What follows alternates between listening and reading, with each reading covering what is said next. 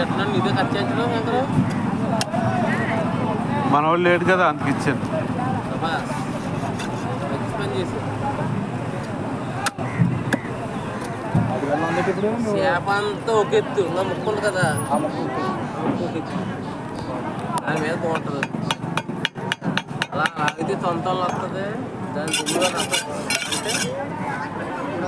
అంటే ఇప్పుడు మనోడు ఇందాక అడిగి ఇస్తానన్నాను. అడిగారా వీరబాబు గారు మాట చెప్పిన దేవులు తిరిగి చెప్పిన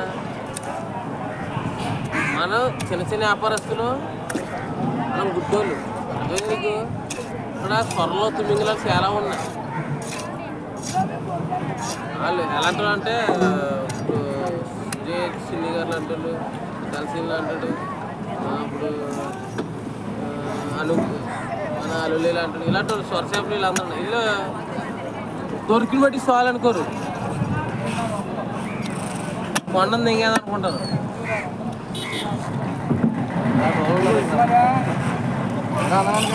మీకు అవకాశం వస్తుంది ఇచ్చి నాకు దొరికినంత చాలు నా కొడుకు పడినంత తింటా ఎక్కువ తినేస్తావు నువ్వు.